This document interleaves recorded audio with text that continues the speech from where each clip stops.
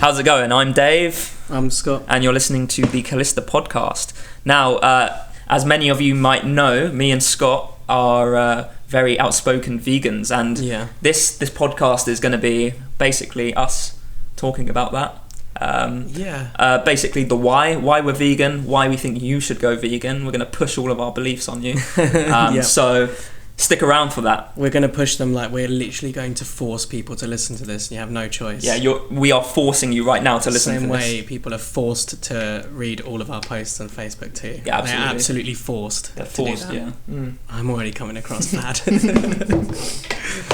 That's a joke for those of you who don't understand. Sarcasm. Satire. Yeah. Okay. Read a dictionary, mate. Alright, so basically what we've got is we've got a list of 30 different excuses that are like very common for people who aren't vegan to use basically. Yeah. And we're just going to debunk them off the top of our heads. One thing we're going to do first before we do that is give a little explanation of what veganism is. So basically, veganism is what's the definition is? I would say it's I guess this is the actual definition, to live in a way that causes as little harm to animals as is practical and possible. I think that's the way to say it. Meaning, you can't be 100% vegan. There's no way to 100% eliminate all suffering from animals. So, but it's about doing it as much as you possibly can. Exactly, as much as you possibly can. So, without further ado, let's get into it. So, the first thing is, or the first excuse is, can you love animals and eat them? And that's a very strong no from me. It's just a straight up no from me, yeah. The two ideas are like completely opposite from each other. Loving and killing something. Killing something is not something you do to something you love. Yeah. Yeah. Yeah, and it's this is actually something I hear a lot. People are like, I am an animal lover and I do think it's wrong what goes on. And I'm like, well, then don't do it. Then. Yeah, it's that simple. If you love an animal, you will do whatever. If you love something, you'll do whatever you can to stop harm from coming to that thing. I think people like to look at animals, or they like their dog, and that's fine. But you don't love animals. You love your dog. That's it. You love your dog, and animals are just as intelligent as your pets. Pigs are probably more intelligent than a dog. Well, they are more intelligent than dogs. They have the same capacity to feel and to love other creatures. Like this. You don't. The long and short of that, the quickest way and simplest way you can debunk that is just by saying you don't kill something you love or pay for it to be killed by someone else. Exactly. So eating animal products is my personal choice. This one's quick, isn't it? This one's quick. Like, if there's a victim involved, then it's not a personal choice. Yeah. You've involved someone else in your choice, so it's not personal. A personal choice would be me going, I might go to the beach today. Right, yeah. But if your personal choice is causing harm to someone else, the choice has a victim, it's no longer personal. It's not a personal choice. Because it's affecting another, not necessarily a person, just another living thing with real, genuine fear and pain that it can feel. Exactly. Sentience, that is the word I was looking for. It's been a long week. The next one, I like the taste and I couldn't give it up. That's another real quick one for me. I mean, literally, like, if you were going to use sensory pleasure as a justification for doing anything, there's all kinds of horrible things that you could really make excuses for. Exactly. I don't want to explicitly say it, but there's a certain crime that someone would probably quite enjoy doing to someone, and that doesn't make it right just because they feel good doing it. Exactly. I don't want to be too explicit with that, but I think it's implied what I mean. I think it's quite obvious, so I don't think we need to say any more on that. Like, just because you like something doesn't make it moral or justified. Probably a few people I'd enjoy punching in the face, but it doesn't mean it's okay for me to do. Exactly. Right, so the next one. I'm a lover, not a fighter. Other animals eat other animals. Okay, other animals do that thing to other animals as well. They do that. Yeah. So that's not okay. Bears kill other bears' babies on purpose just because they're nasty. Yeah. That's not. We're not really gonna. I wouldn't look to animals to decide what your moral code's gonna be. Yeah, exactly. And also, if an animal's doing that, they're an obligate carnivore. And a lot of animals literally cannot survive without eating other animals. That's it. Part Yeah, of their yeah. genetic makeup. That, for example, a lion. I don't think a lion could survive on just plants. They can't. No, I think they need to eat meat. They're an obligate carnivore, so they really don't have any choice. Yeah. And no moral code, obviously. It's a necessity. Yeah, and exactly. Yeah, they don't have moral agency. Yeah. So, whereas we do. So we can actually make the distinction that something we're doing is wrong, whereas they can't. So yeah, like when your dog throws up on the floor, they don't really know they're doing something wrong. Yeah, exactly. Yeah, or when they shit on your table, like they don't think on that. Table? I don't. Yeah. I've never seen a dog shit on a table. Neither have I, but like it's a funny situation. Yeah, but they don't realise they're doing something. They're wrong. not thinking I've done something wrong. But if you were to do that, you'd be like, oh yeah, there's something wrong with that. I'd like to think that. Don't shit on tables. Yeah, exactly. Okay, we need to eat animal products for nutrition. I'll let you do the vast of this because you're way more into nutrition than me, but I will just say I do not really look much into my nutrition. I really should, and that's bad that I don't. But I've been vegan for almost 3.5 years, and I'm not deficient in anything, and I've had no health problems from it. There you go. Clearly, and this is someone who's not trying at all. Yeah. To make sure they're getting everything, and I'm still getting everything. Yeah. Right. So.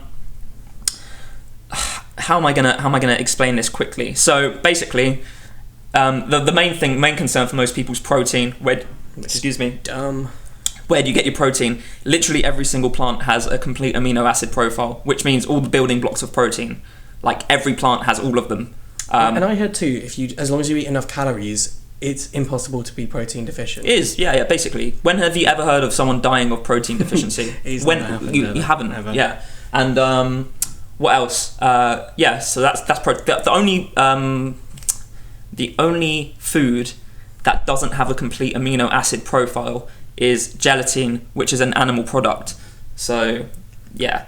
Also, all your vitamins can be acquired through plants. The only thing you do need to supplement is B12. But this is the thing: everyone needs to supplement B12. And you may say that animal products have B12, but those animals are supplemented with B12 because they need to supplement B12. So all you're doing by taking a B12 supplement is cutting out the middleman, really. Which is the animal. Yeah. I've heard too the reason most humans are deficient is the way we clean food so thoroughly now. It used to be in kind of soil particles that was on vegetables and whatnot. That's it. Because we clean it so thoroughly now, it's not there. Everything's so sterile, which kills the B12 in. Mate, get some nutritional yeast and boom. Bam. All your yeah. That's B12 on that, right? Yeah, there's B12 in that. Yeah. Exactly. And that stuff is amazing. I put it on everything. It's real good. Some other things of concern. Iron. If you just eat some green that's vegetables, such a good sort of spinach, kale. Yeah, like you're laughing. Exactly. Like you see the biggest, strongest animals in the world. They're herbivores. Like a hippo. What was that quote from that? That was that guy in Game Changers, the real strong guy. He was like, people ask me how you can be as strong as an ox.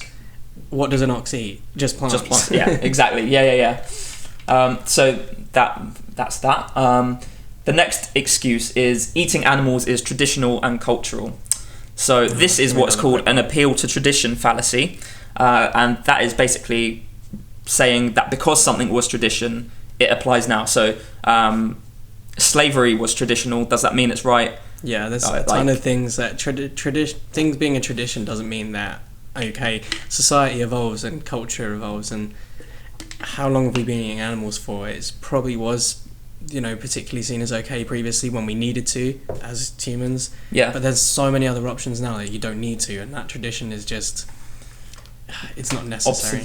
Obsolete. Another wrestling reference no one will get. Exactly. How are we going to mention Frantic by Metallica on this one? We'll figure out a way. We'll figure it out. Well, I've just done it. But. Our ancestors ate animals and we evolved by eating animals. Oh, okay, this is a big one. Okay, so our ancestors ate animals out of necessity because that was probably the only thing around that they could eat. Hunter-gatherers, they weren't able to just go to Tesco down the road like I can and buy a Beyond Burger. Yeah, they didn't have that option. Yeah, and we do. Exactly. And then there's another theory people say that our brains evolved from eating, was it cooked meat, I think, or something like that. Right. But basically what it was actually is that the ability to cook our food actually grew our brains rather than the fact that it was meat, because we're able to absorb nutrients higher. So basically, that's what helped our brains grow, rather than the fact that it was just meat. the fact that it was cooked. The fact that it was cooked, basically. what the actual food was. Exactly. Yeah. Okay. I didn't know that. That's pretty interesting, actually. If we didn't eat animals, they would overrun us or go extinct. This is the stupidest one for me. If it's in terms of overrunning us, there's actually more animals because we consume animal products. So obviously, animals, that we are literally breeding animals into existence, and actually we can't keep up at the moment. The demand is so big that that's why there's more rainforests and this is another point later on, I guess, but there's more rainforests being cut down, there's more natural habitats being taken away because we actually are having to grow more and more of them to feed everyone. Raise and breed more and more animals to feed everyone, because the demand's only getting bigger. And that we're not going to be overrun. No. And this is the other thing. This is supply and demand. Like, you're not telling me everyone's going to go vegan overnight. That's not just not going to happen, is it? But there's going to be a gradual shift to where more and more people go vegan, and as that happens, the demand's going to go down and down, and then less animals are going to be bred into existence. It's not like everyone's going to go vegan and then there's going to be billions of animals just there, just waiting. Exactly. So it's a silly argument. All right. So the next one: human rights are more important. Do you want to go with this one? Yeah. I like this one because it's almost like people are saying, why should we give animals the same rights as ourselves? And that's really not the point. Yeah. And we literally laughed about this before. Yeah. And I was like, no one is saying a cow needs the right to vote. They're just saying they need the right to not be killed and abused. Exactly. And it's that simple. It's not saying, fair enough, I don't think human rights are more important, but if you do, you can still think that and be vegan. Yeah, exactly. I think human rights are more important, right? Yeah. Right. I think animals' rights, I think they're just as important, but I don't think we should grant them as many rights. Yeah. But that doesn't mean we should not be vegan. Do you know what I mean? It's not saying, like I said, giving a cow a right to vote is not what we're saying. Give them the same rights as us. It's just give them a right to have a choice to live. Yeah. not be murdered. Yeah, exactly. And it's one of the easiest things to do as well. Like, all these big problems in the world, like starvation and stuff, are big, serious things that take a lot of work, and you'd have to do a lot to kind of fix it. But all you have to do to solve the problem of animal rights is just leave them and their secretions off your plate. It's not it's not a big deal. You're a consumer. You have so much power there. Yeah. You literally have the power to not contribute to it by just not doing it. Yeah. So the next excuse that was very, very popular, I had it even yesterday or 2 days ago, plants feel pain. No, they don't. They don't have a central nervous system. They don't have pain receptors. They don't have a brain. They don't have a will to live. They don't feel pain. Don't be stupid. And also, if you're arguing that too, you eat plants as well if you're a meat, unless you're on some stupid fucking carnivore diet. Yeah, exactly. Then you are eating plants as well. So if you really care that much, if you care about plants, then right, yeah, that one's just stupid as fuck. That's when people start grasping at straws. I find. Yeah. That's when that you've debunked a lot already, and they're like, "Well, carrots scream."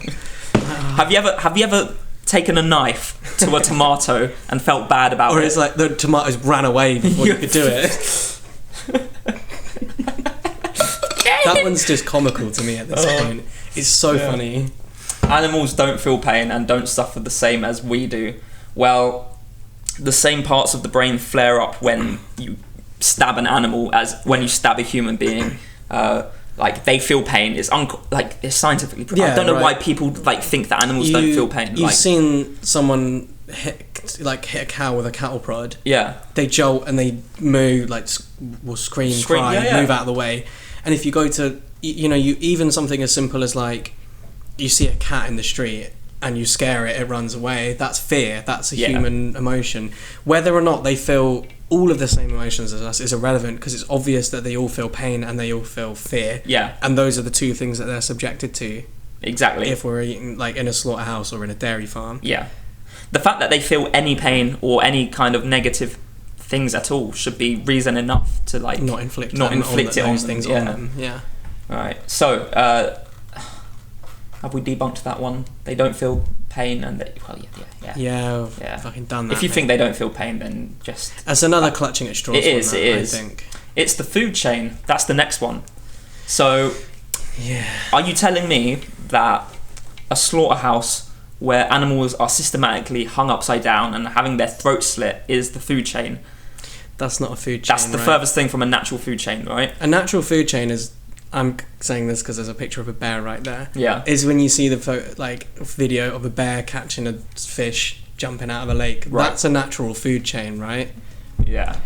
Going to Tesco, buying a pre-packed bit of meat is not you being top of the food chain. You've not. I said I had someone at work, and they probably won't listen to this, so it's fine. But they were doing the whole excuse of like, oh, we're natural born hunters. Like we're natural born hunters. We're humans. We're hunter gatherers. And he had like a pot noodle for lunch, and I was like, did you go out into the vast fields hunting down that pot noodle, or did you just go into Tesco and buy it? Yeah, exactly. Right. The next one, we're more intelligent. Okay, so this is my rebuttal for this. Okay, if there was a human being born who had the same intelligence as a pig, would you kill that human being? Just because your justification is because you're more intelligent. If you're more intelligent, then that should justify killing that human being. But you won't kill that human being because they have a right to life. Yeah. So what's the difference between that and a pig? That's just a. And it's like we've said earlier as well, that pigs are more intelligent than dogs. So if it's about intelligence, then you should be allowed to. Everyone would agree it's wrong to kill a dog, right? Yeah. A normal human being would. And a dog is less intelligent than a pig, so if it's about intelligence, we can kill dogs. What's the problem there? Yeah, exactly. Babies are not as intelligent as us. Yeah, I think. That's not okay to kill a baby. Pigs are more intelligent than babies. Yeah, like I'm not about to go out and say someone can kill a baby because it's not as intelligent. So if you use intelligence as a excuse, at least be consistent and kill humans as well. Yeah, could probably kill you by your theory. Okay, the next one. Another joke there, guys. We're doing animals a favour by giving them a life. Are you doing animals a favour by subjecting them to torture for their entire life and then killing them after their entire life has been a horrific experience? I don't think that's doing them a favour.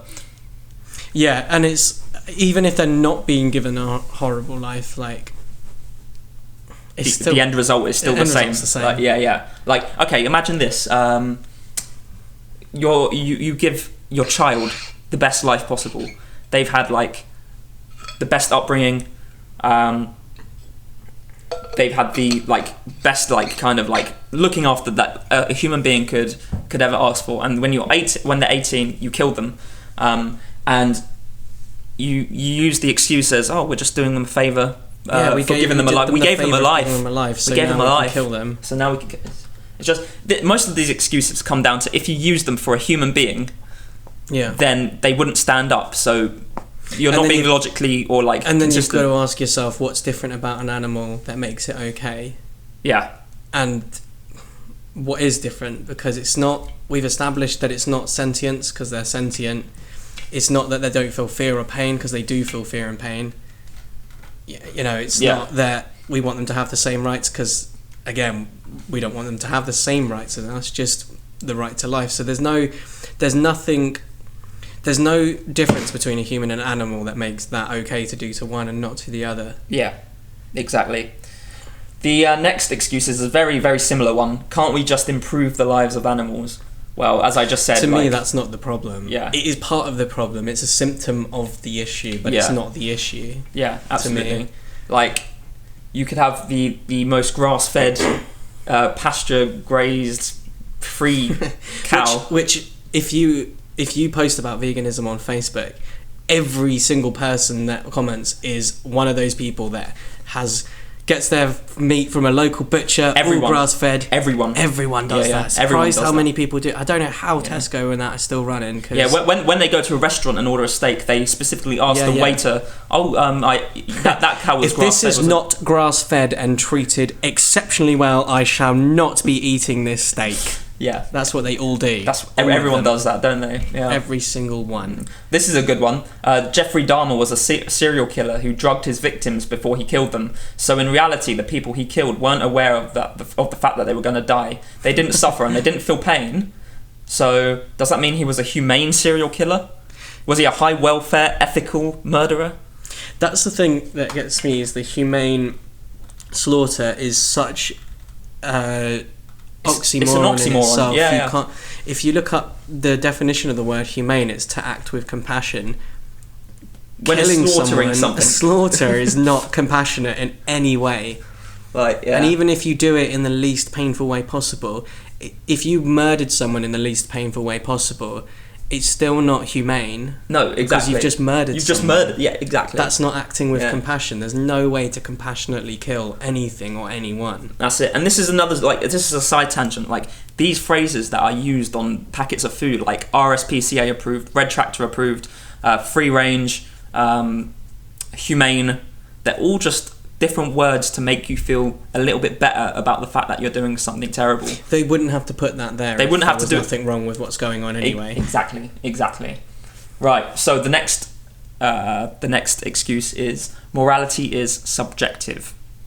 So that's generally the idea that it might be wrong to me, in my opinion, to kill an animal, but someone else thinks it's okay, so therefore they should be allowed to do it. Yeah. By that means we won't need prisons or police systems, because morality is subjective. There shouldn't be an objective standard by which we live. Are you going to feel okay if I said morality is subjective, so I'm going to kill and torture your family right in front of your eyes? Come on. Because in my opinion, that's okay and that's morally justified. Morality is subjective. They annoyed me. Yeah. Yeah, no, that one doesn't work. Yeah. Sack it off. Yeah. None of these work. None of these work. No. Everything in moderation. Are you going to tell a serial killer to kill less people? Or are you going to tell them to stop killing people altogether? You can't tell people to do less of a bad thing. You tell people to completely stop doing the bad thing altogether. And it's a thing here as well, is that a little bit of something unhealthy, it's still unhealthy and it's still bad. Yeah, exactly. Yeah. So just don't do it. Exactly. If it comes to your own health and you're eating junk food or something, sure, everything in moderation, that's your own personal choice that you're doing to yourself, right? But when it comes to something that you're doing to another being, you can't be moderately compassionate. Exactly. You don't pick and choose when you care about animal rights. That's you know what I mean? If you're doing it ethically, you can't say, today I care about animals, but tomorrow I might fancy a burger, so I don't. Yeah, because everything in moderation. That doesn't work either. Yeah. So the next excuse is, I can't be 100% vegan. And that's a true statement, because no one can be 100% vegan. So, but we explained right at the start that that's not the point. Yeah. The point is to do as much as you can. If you can't do something to the fullest extent, does that mean you should just not bother? I could go out and say, okay, I can protest for something that's going to save a lot of people's lives, but it's not going to save all of them. Alright, won't bother then, because it's not going to save all of them. Exactly. Yeah, some people are still going to die regardless. Right. Like the whole thing when people say there's what's it called now, when people are harvesting crop deaths. Yeah, but that's not an intentional killing. When you buy meat, someone intentionally killed that animal for the sole purpose of taste pleasure. Accidents are going to happen. You can't get around that. This is just the way the world works, unfortunately. Right. And I know this is a slightly maybe clutching at straws, right? But in a work environment, there's bound to be, unfortunately, humans that die while they're working certain jobs as well, because there's a certain risk, and that doesn't mean we should stop doing those jobs altogether, because... Exactly. Yeah. Right. You're not going to stop flying in planes because one plane crashes every few months, right? Right, yeah. Yeah. So that's another one that's... I can see people's point with it, but they don't understand the meaning of what it is. If you don't know the definition is to do it as much as possible, rather than to say, fair enough, if the definition of veganism was no no harm to any possible animal at all is acceptable, it can't be, then that would be a valid thing, but it's not. That's not the definition. Literally, the only way to not do any harm to anybody else is to kill yourself. So, and even then, you're doing emotional harm to a ton of people. Well, exactly. So there's no way of not harming someone in some way. That you've just got to do your best, right, to avoid. Yeah, exactly. That's another point too. Like if I was doing something that hurt humans, should I just not do that because some humans are still always going to be hurt somewhere? Yeah, obviously exactly. You should stop. Right, exactly. So the next excuse is, what if you were stranded on a desert island? This is always hilarious. Sometimes when I can't be bothered to go into this with people, I say, okay, I'm not. So yeah, I live in a town centre. There's plenty of shops around. I'm not stranded on a desert island. I'm not going to be stranded. The likelihood of me ever being stranded on a desert island is very unlikely. Yeah. So, but let's entertain it anyway, right? Yeah. If I was stranded on a desert island, and there were animals, the animals are probably going to be sustaining themselves from plants, so I could just join in with them and eat the plants. Right. And okay, let's say there's no plants, they're all eating each other, cannibalizing each other. Okay, it's necessity. If I want to survive, okay, I'll kill a pig to eat it or something, right? There was and I think Earthling Ed has used this example. There was a plane crash. Yeah. A few people died in it. There were some survivors. They needed to survive. They ate one of the people that had died. Yeah. To survive, and that they faced no charges. That was okay for them to do. Morally, that was okay because this person was already dead. They needed to survive. They literally needed to do that, or they would have died themselves. Exactly. So, yeah. I think people try to do this to catch vegans out and make us look like hypocrites, but it's stupid. Yeah. Okay, isn't being vegetarian enough? No. Okay, so let's get into a few facts about... I thought this for so long too. I was vegetarian for two and a bit years before I was even vegan, and I thought I was doing that for the animals. Yeah. But because I thought no animals were dying for what I was eating, so it was okay. Yeah. But then you dig a bit deeper, and I think that's where you've got some... That's it. Something to say with that. Yeah, so I'd say the animal products that you consume that are not meat are actually probably worse than meat itself, because meat, the animal's killed, their suffering's over. With things like eggs and milk, that the animal's entire life is perpetual suffering so that you can provide these things. And this is how, with milk, this is the one thing that when I knew this, I was already vegan when I found this out. But when I found this out, I was like, there's no way I'm drinking milk ever again. So I guess it's surprising how many people don't know this as well. Yeah. That obviously a woman, a female cow has to be pregnant to lactate and to produce milk, or they have to have just given birth. Yeah. So this means that for a dairy cow to keep producing milk, she has to be consistently made pregnant over and over again. Yes. So she'll be artificially inseminated, which is full on. That sounds That sounds very nice, but we'll explain it. Right? Yeah. It is essentially it's rape. Yeah. It's an entire arm into her arse. That holds her cervix in place. Hold her cervix in place. Like that. Yeah. And then semen being injected into her from this weird rod thing. So it's essentially, to say artificial insemination is a fancy way of saying forcibly impregnated. Yeah, basically. And not to mention how they get the semen as well. There's people out there whose job is to wank off cows. To wank off cows, imagine that. And that's gross enough. Yeah. That is gross. That's bestiality, essentially. It is bestiality. Milk is bestiality. And rape. There's no way around that. And it's also after that too that a mother cow will have their baby and then it will be immediately taken away. Yeah. They won't have... And cows are... They're very maternal. They're maternal. They bond with their babies. Yeah. And they want to be around their babies. And there's footage of it. The mother cows will cry for days and days after their baby's been taken away. And if that male cow as well that's born... If that cow that's born is a male... That's just a waste product then as well, because they can't grow it into another cow that's going to make milk for them. That's it. So it's shipped off to be killed. Yeah, it's killed for veal basically. And what happens is because to make the veal even more tender and great, they'll shackle the cows or the bulls' legs and arms together so they can't move. It makes the meat more tender. So it's kind of fucked up. Yeah, and that's coming from milk industry, which as a vegetarian thought, because no animal was actually dying, I wasn't eating any animals. Yeah, I thought that was enough, but it's not. But this is the thing, right? So these repeated cycles of impregnation and then being drained of all their milk. A cow's lifespan is about 20 years, right? Yeah. But in the milk industry, a cow can only do this for 4 or 5 years before she's spent and dies.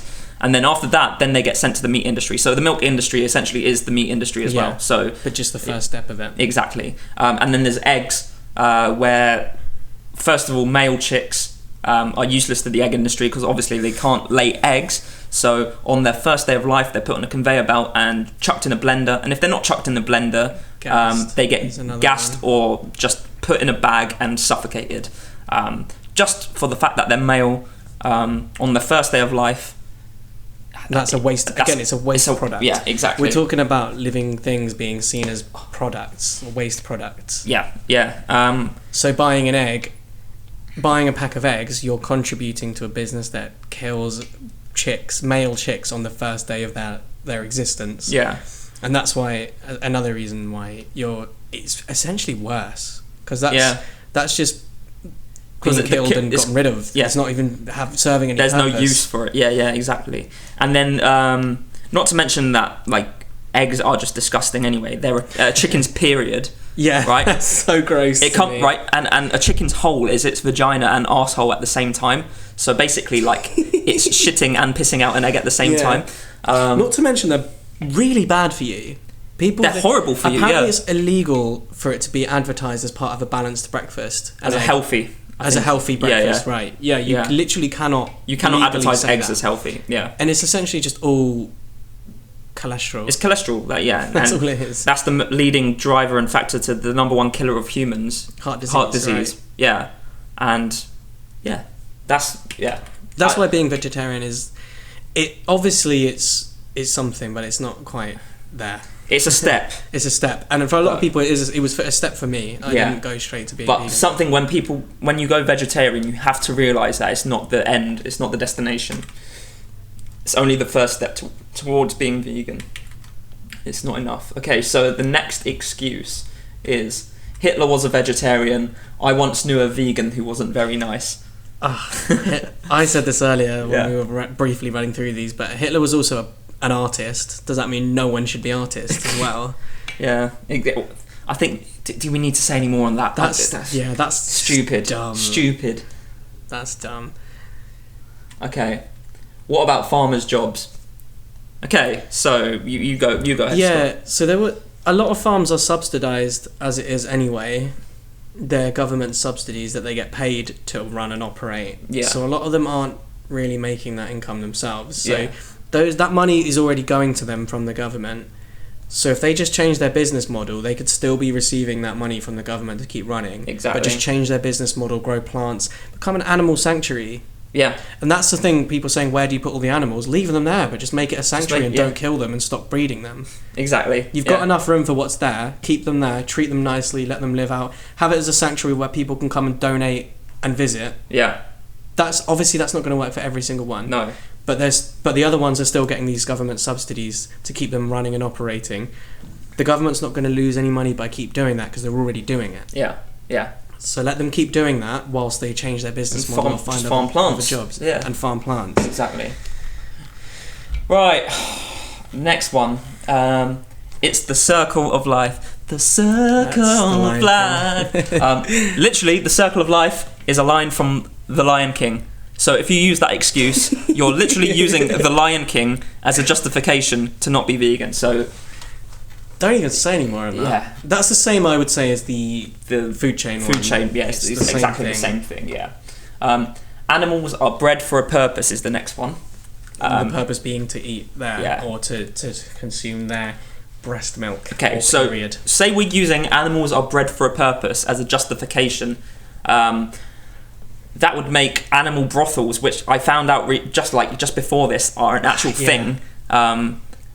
So, are you okay with animal brothels? Where people go and pay to have sex with animals? Because those animals are raised... They're bred for that purpose. So by your logic, that's fine. And the same with like dog fights or cockfighting. Those animals are raised just to fight each other. Exactly. Are you going to say that's okay, dog fighting's fine because those dogs were raised to fight each other? It's obviously not okay. Yeah. So you have to, this is the thing, you have to be consistent throughout everything if you're going to use that one excuse. That's the thing, and I find that with a lot of the excuses that are used, they're not consistent. They kind of pick and choose where that moral can, or that reasoning can apply to themselves. Yeah. But it's all just mental gymnastics and excuses because people don't want to change. Exactly. Yeah. The next one is soya farming is destroying the environment. I agree. Guess where 85% of the soya that is farmed goes to? Yeah, it goes to growing. It's grown to feed livestock. Yeah, it's feeding the animals that you eat. That's actually one that I agree with that excuse. I agree that soya farming is destroying the environment. The best way to not contribute to that is to not buy... Stop eating animals. Stop eating beef, for example, in particular, because 85% of that soy that's being grown is being fed to the cows and the meat that you're eating. Yeah. So you know what? If we stopped eating meat, if no one ate meat, then 85% of the land used for soy farming wouldn't be needed anymore. Yeah. There you go. That's the vast majority of it. Yeah. So yeah. That excuse is not even an excuse. That's actually arguing for veganism. Yeah, it is. Without realising. That's why I love when that one gets used against me, because I'm like, hey pal, I agree with you. Yeah. Let's stop eating. The same thing with plants feel pain as well. Right. Like if you want less plants to feel pain, stop eating animals because they're eating most of the plants. Yeah, they're eating most of the plants. Yeah. Okay, the next one. It's extreme, expensive, difficult and restrictive to be vegan. So let's go through each one of these. Extreme, expensive, difficult and restrictive. I don't know what's extreme about saying maybe don't kill and torture animals. Yeah, I think torturing and slitting animals' throats, and that sounds a bit more extreme. That's a bit more extreme to me. Maybe that's just me. I don't know. Maybe that's stupid. Yeah, stupid vegans, extremists. We're mental. Don't want animals to be hurt. Wow. How insane. That's crazy. So extreme. It's extreme. Extreme. Just more niche jokes that no one will get. No. It's expensive. Okay, what do the poorest communities on Earth survive on? Plant foods, rice, things like that. Yeah. And I say this, when you go do your food shopping, what's more expensive? Is it rice, beans, vegetables, or is it big packs of meat and steaks? And this is my perfect example that I will use. I quite like making lentil bolognese, right? Yeah. A bag of lentils at Lidl cost me 89p to buy that. How much is a bag of mince? You're looking at least £3.50. Sure. Yeah. So you sub out the meat that's £3.50 for lentils at 89p. How is it more? It's a lot cheaper. As well as that, the lentils last so much longer. They last forever, pretty much. And they're way better for you. The fibre you get from those. Exactly. Oh. Yeah. And then they do make you fart a lot, but that's okay. I don't mind. You need to let that out anyway. Yeah, exactly. Yeah. Difficult. That's the other one. It's not. It's just not difficult. This is what I say to everyone who says it's difficult. Any food that you like to eat normally, type that into Google and then put vegan recipe at the end of it. You will be able to find a recipe for anything you would normally eat, but just a vegan version of it. Yeah. That's the easiest thing. You've got such a powerful way of finding out information. Most people can do that on their phone, like in your pocket, you've got something there that you can find out any information you want. It's so easy to just Google vegan food. Exactly. Like how to cook vegan food. It's so easy. You can do anything. Plus the fact that there's like an abundance now of like plant-based options in every single supermarket now. Yeah. Because the demand is going up. KFC, not that I would choose to eat that. Yeah. That's a whole different debate for another day. But they have a vegan burger. They have a vegan burger. Yeah, exactly. Every fast food restaurant everywhere has vegan options now. Every supermarket has one. The difficult I could understand before, like when I first went vegan 3.5 years ago, that was difficult at the time. Yeah. Because I would just end up with a falafel wrap everywhere I went. That's yeah. But it's so different now. Yeah, exactly. Especially now. Now is the time to do it. Exactly. It's never been easier. 2020, anything, literally anything, like any recipe you get, any recipe you want to make, you can obviously make a vegan version. Literally any product you would buy as an animal product is available as a vegan version. So there's what was the thing that I want to make a cheesecake? What's the kind of cheese that you need? The cream cheese. Cream cheese, yeah. Vegan cream cheese is a thing. Like tastes the same. Like there's like all these niche little things that you think wouldn't be available as vegan versions, but they are. They are all available. Yeah, the Oatly cream you can get. Oatly cream is so good. I made a carbonara with that, and wow. Yeah, exactly. Boy, that's actually a quick tip. Like if you want to replace dairy, Oatly is the best company to like get anything. Like Oatly, Barista. And another thing that a lot of people don't realize in baking, you can replace egg with just literally mixing flax seeds with water, and it makes a gooey, like egg-like substance to bind things together. That's it. And also, I forgot what it's called now. Alfalfa, I think. It's the water that chickpeas are contained in. Literally has the same properties as egg whites. So if you whisk it enough, but no cholesterol, you can make no cholesterol, and you can make meringues and stuff with it. It's awesome. And that's easy. You just need chickpeas are in every supermarket ever. Yeah, and then the last one. Then you've got some chickpeas. Chickpeas are great. There you go. Exactly. So you've got two for one there. 2 products in one. Okay, and the last one is restrictive, and it's really not. If you list out like the amount of animal products that you like, okay, like let's list the amount of animals that are eaten generally. Like you get cows, pigs, chickens, turkey. I mean, those are the main ones. Obviously there's like duck and rabbit and stuff, but I'm talking about like staples, right? Yeah. That's 4 items. Yeah, and even if those were not possible to have on a vegan diet, that's 4 things you're missing out on. That's not much. Yeah, exactly. But also, you can get vegan versions of all of those things. Of all of those vegan burgers. Not even now, just bean burgers. Like a Beyond Burger, I was like, wow, that is literally a burger. The Richmond sausages that I had the other day, the meat-free ones. The first time I cooked them and ate them, I literally double-checked the packet to make sure I'd got. I had to do that as well. Yeah. They were so good. And I actually got. I cooked some for my mum, and she was like, "Wow, I'm just getting these sausages from now on." Yeah, my family, my mum and my sister, who are not vegan at all, they don't eat normal sausages anymore because it just makes them feel sick. They're so greasy and fatty.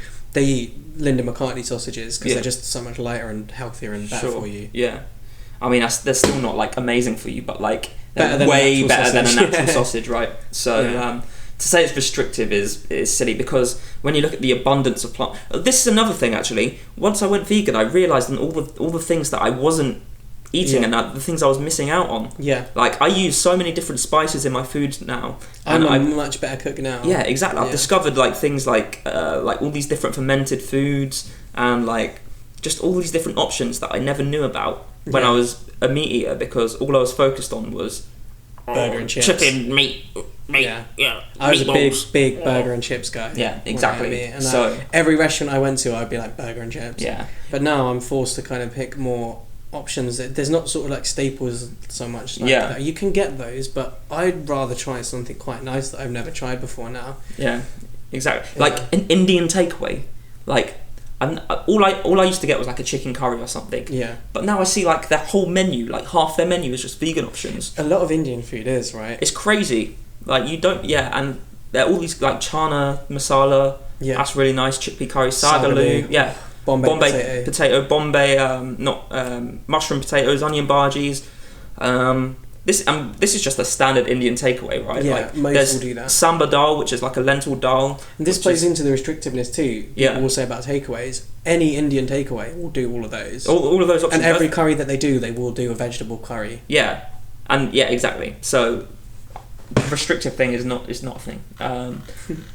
You're restricting yourself by eating meat because you're like missing out on all the great options that you have like available to you from plants.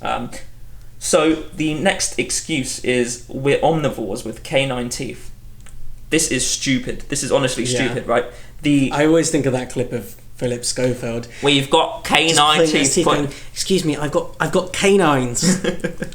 He looked like such a mug, didn't he? Okay, so the animal with the biggest canines is a hippo, and guess what they eat?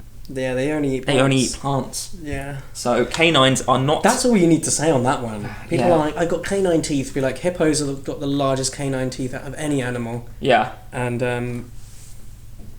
they eat plants. They eat plants, exactly. So, okay, the next excuse. God says that we can eat animals. Well, there's many contradicting things in the Bible when it comes to eating animals, because some things, like when Noah went on the ark, God was like, yeah, you can eat the animals, but was he just saying that to Noah because that's all he had available to him? Yeah. Yeah. And then in Genesis, when God created the earth, what was the... I've got the Bible verse up here somewhere. Here it is. Genesis 1:30. And to every beast of the earth... I nearly said breast of the earth. And to every beast of the earth, and to every bird of the air, and to everything that creeps on the earth, everything that has the breath of life, I have given every green plant for food. Yeah. What else? There's... Basically, let's not go into the verses. I'm just gonna ask a simple question, right? If God loves animals so much, why would he subject them to being tortured? His babies that he loves, that he created to love them, for the purpose of loving them. Yeah, right. I'm wary of upsetting people with this one because I'm not a Christian. I don't believe anything within the Bible. But I would argue that there's something in the Bible, I don't know the exact, it's kind of paraphrasing, I guess, but it's along the lines of any gay man should be stoned, essentially. Yeah. In not so many words. And if you're going to take the Bible word for word, are you going to agree with that? That's okay as well. Yeah. And like, you can't pick and choose which bits which bits suit you to agree with. And if you agree with in my eyes, you have to agree with either all of it or none of it. Yeah. You can't kind of pick and choose which ones apply to you when and if you want to use them in an argument. Right. But, yeah. I just think the thing you should ask yourself is, what would Jesus think about me eating this animal? Like, I know he turned things into fish and stuff. Yeah. But this was in a time when people needed animal products to survive, I guess. Again, right? We did say that too. When we briefly ran over this one, is that this was at a time when there wasn't this abundance of different foods, and people did have to just grow and hunt their own food around this particular time in history. That's it. What would Jesus do if he saw a slaughterhouse where animals are being gassed to death just so for 5 minutes of sensory pleasure, where you could also get so many different options without killing and abusing and just hurting other creatures that God created? Like, it's stupid to assume. And God gave us dominion over animals. That's the main thing that I hear. And that doesn't mean he's given you permission to kill animals. Dominion is not right. Dominion means to look after, to care for animals, and to be their guardians, I guess. Yeah. Yeah. Like, you have dominion over your child. Yeah, you don't. Doesn't mean you don't kill and eat them, do you? There's been a lot of talk of killing kids on this. It's not good. Wow. Right. The next excuse: my friends and family won't like it if I go vegan. I'm gonna have the same Fuck reaction. them. That was my reaction. Yeah. Fuck your friends. They're not good friends if they won't support your decisions. Exactly. And also, it's not them that has to fucking do it. It's you that's doing it. Yeah. So fuck what they think. Exactly. One person can't make a difference. Okay. Let's see. So I have been vegan for 4 years and 8 months. I've done the calculations here with a very handy calculator. Vegancalculator.com. Yeah, this is called thevegancalculator.com. It's a real thing. So in the 4 years and 8 months I've been vegan, I've saved 1,870,000 gallons of water. I've saved 68,000 pounds of grain. I've saved 51,000 square foot of forest, 34,000 pounds of CO2, and 1,700 animals' lives. That's making no difference, bro. I'm making no difference. That's one person. One person. Yeah, in less than 5 years. In less than 5 years. Imagine the difference, like 1,000 people can make. Then I'm a little bit less, so but this is, I've not been for as long, maybe 3 years and 5 months. But still yours is going to be like more than half of this, right? So yeah, more than half of that, and that's a huge amount. And that's just 2 people. Yeah. So, I think you said earlier, with 1,000, let's say 1,000 people were vegan for as long as you, that's 1 million animals' lives. Yeah. Yeah, exactly. In less than 5 years. Yeah. That's a difference. And that's only 1,000. There's millions of people who That's 2 billion gallons of water. Yeah. From 1,000 people going vegan. Yeah. For 5 years. Yeah, that's all. So it makes a difference. Yeah, it definitely does make a difference. Yeah. And also, there's the idea that if you think, yeah, maybe one person can't make a huge difference, but social change happens. It starts with one person, and then it, you know what I mean? Like, a lot of things have changed that was originally just one person's idea. What was the name of the lady who sat down on the bus where she wasn't supposed to sit down? That was one person making a change. I can't remember her name. Same with things though, like suffragettes, right? Yeah. They got women's rights to vote. Like, it was an idea that just one woman had originally. Yeah. Surely that's the thing. And then they started a whole movement, and now women can vote because of that. Exactly. Any kind of social change, any kind of movement starts with one person, one idea, and it evolves into many people, and that's what creates the change eventually. There's a ripple effect. Like, I, as a vegan, I've not done much activism. This is me trying to do some now, and I'm going to get more into it. Yeah. But just the fact of me being vegan and leading by example, I know for one of my friends went vegan, and he started a whole vegan activism organisation. I got a guy from work to do veganuary, and he did it. After the month, and within that time, I encouraged him to watch a few documentaries and whatnot. He went back to being vegetarian, but now he's fully vegan again now as well. So he's not eaten meat this year yet, and that's 6 months now going strong. And that's just because I recommended maybe try veganuary. I'm not trying to make out I'm some like hero or whatever, but one person influences another person. He might tell his girlfriend about it, she might do it, and you create this. You know, one person making a change can lead to a huge amount of people making a change. Exactly, yeah. So that's the 30 different excuses. Thank you, Earthling Ed, for providing us with those different excuses. Those were excuses in a list. On his list. Yeah, so we're not taking credit for that.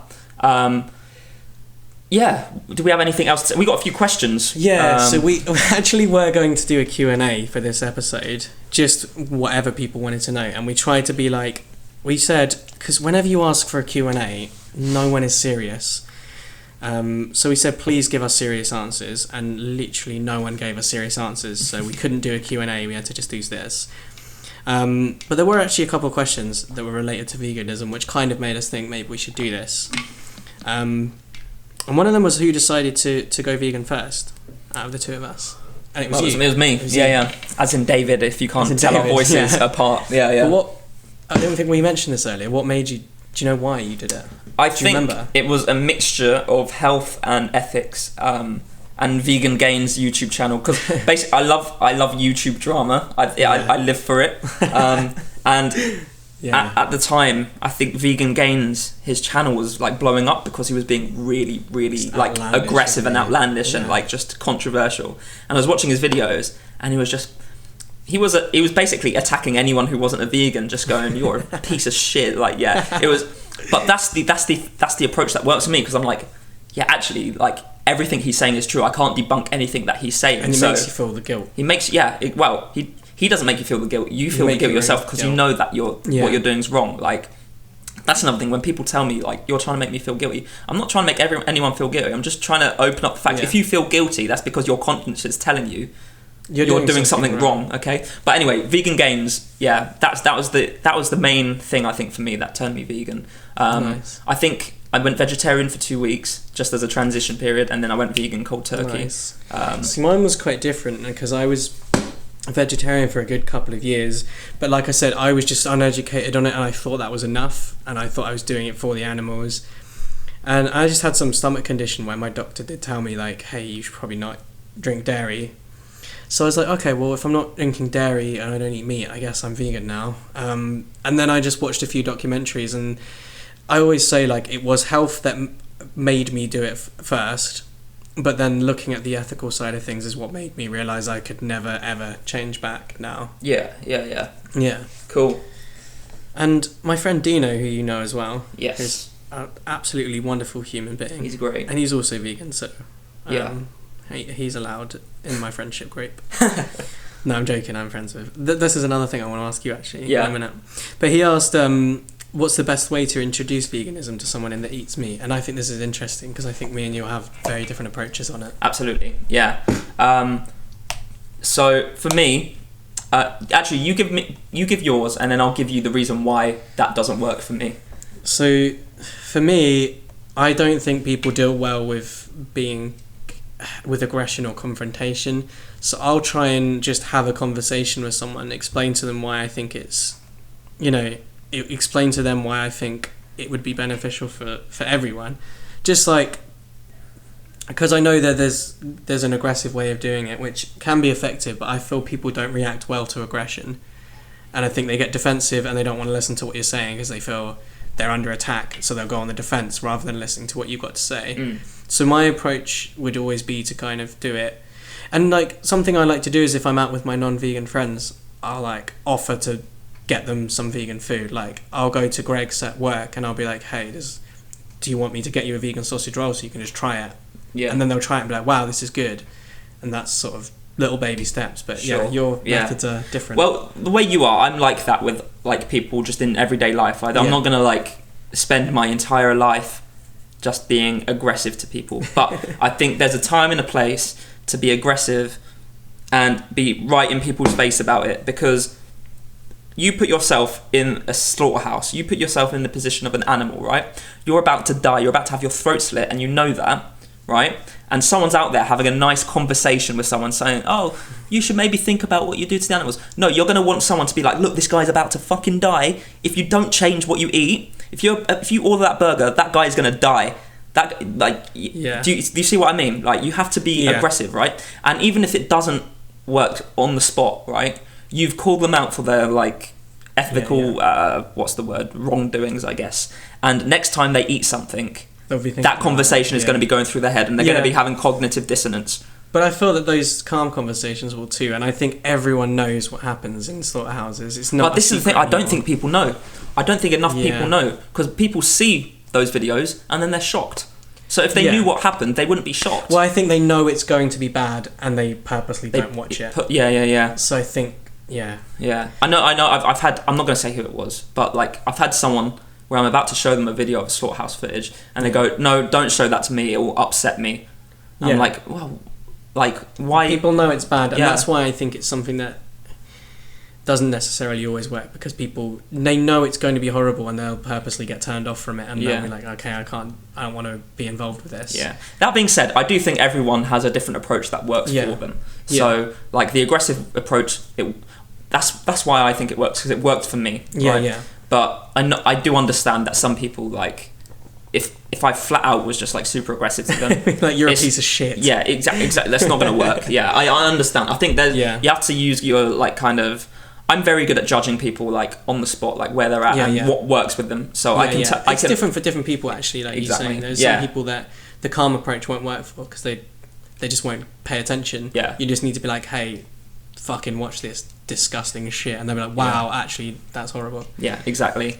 Any more questions? Oh, well, there's none from other people, but what I wanted to ask you is about, this is something I genuinely get a lot. People ask me, would I date someone who's not vegan? I want to hear what you would say first. I wouldn't date someone who's not vegan. I wouldn't either. that is probably not anymore. I did. Yeah. Until I was 20. When did that end? But this person was vegetarian, so even that was a thing. So the last time I dated someone who ate meat would have been over 5 years ago. Yeah. And when I basically, since I've been vegetarian, I've never been with someone who ate meat. That's it. But now, in the last few years, I've kind of realised I don't think I would date someone who's not vegan, because to me it's such an ethical thing. Like, I wouldn't date a racist. Yeah, exactly. I wouldn't date someone. I would necessarily probably wouldn't date someone with different political views to me, because there's just no middle ground there. You know what I mean? Yeah, it's true. And yeah, like that. I don't let people bring meat into my house. I don't let people bring anything that's not vegan into my house. So, and that's the thing. You're gonna have, if you're in, we're not young. Like, I'm old now, and if I'm dating someone, the likelihood is there's a possibility you could end up living with that person. You could end up marrying that person. Yeah. I'm not trying to scare away my current girlfriend if she listens to this. I'm not going to propose to her anytime soon. Sorry. Maybe I'm digging myself a hole here. But what I'm saying is, if you end up living with that person and marrying that person, are you going to be okay with them bringing meat into the house cooking meat around you, you're not going to be okay with it. No. So it's just not worth it for me. Exactly. I wouldn't do it. Exactly. Plus, I think it's just gross anyway. So Imagine kissing someone with meaty breath. No, I couldn't do it. no, or not them at all. like sitting there doing meaty burps around you. No. I couldn't do with that. Yeah, no, absolutely not. Couldn't do with it anymore. Definitely not. Cool. I think that's everything we've wanted to say. Yeah. I'll put some links in the description. Resources, there's like information. things you should watch. Land of Hope and Glory. Dave's just going to put a fuckload of slaughterhouse footage in. Basically, yeah. Like, you should know where your food's coming from if you're going to eat it. Like, if it's not good enough for your eyes, it's not good enough for your stomach. Exactly. It's a great phrase because it's true. Yeah. And if you couldn't do it yourself either, then you're a bit of a pussy if you just pay someone else to do it for you. Exactly. Yeah. Like the whole we're hunters. Like, yeah. It's pathetic, isn't it? Look, do you have claws? No, you've got pathetic little fingers. Yeah. Like, are you gonna like hunters, like lions and stuff, eat the animals they kill alive? Like, no one's doing that. Yeah, no, you wouldn't do that as a human. You'd feel so bad about it. Jimmy Joe Jackson, who fucking lives down the road, hunting down a gazelle and eating it raw, do you? We're true hunters though, like, yeah, going to Sainsbury's, mate, and like down the meat How aisle. much, mate? £4.50, bruv. Alright, here you go. Hunting and like, wow, we're really, that'll be on the next fucking Attenborough. Yeah. Just like big old gammon-faced prick in the Tesco buying his steak. So, dear. Yeah. And here we'll see the human hunting. Exactly. Well, there you go. That's the podcast. For the non-aggressive one, I've just kind of got quite aggressive there, didn't I? Yeah. Well, it's hard not to sometimes. Yeah.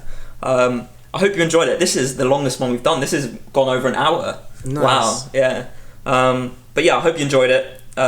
A lot of people probably haven't enjoyed it. I don't know how many people are going to listen all the way through. I don't think many people will get all the way through. But if you have got all the way through and you're not vegan, then like respect for doing that. Respect. And if you've got any questions, shoot them our way. Yeah, if it's interested you, or if there's anything if you've got anything that you know, any reason that you think you shouldn't be vegan, like let's have a conversation about it. Yeah, absolutely. Because I'm more than willing to help anyone or just discuss with anyone who wants to talk about it. Yeah. I enjoy chatting about it because I think I'm informed and I know, I care about it a lot. Yeah, exactly. Yeah. So, on that note, we'll see you in the next one. Hopefully, it won't be so long before. Yeah, there was just a lot going on in the world. I don't think it was just the right been depressing. Time to be pushing our own stuff either. There's more important things that needed to be pushed into the world, I think, recently. Yeah, absolutely. Yeah. Right. We'll catch you in the next one. See you later. Peace, motherfuckers.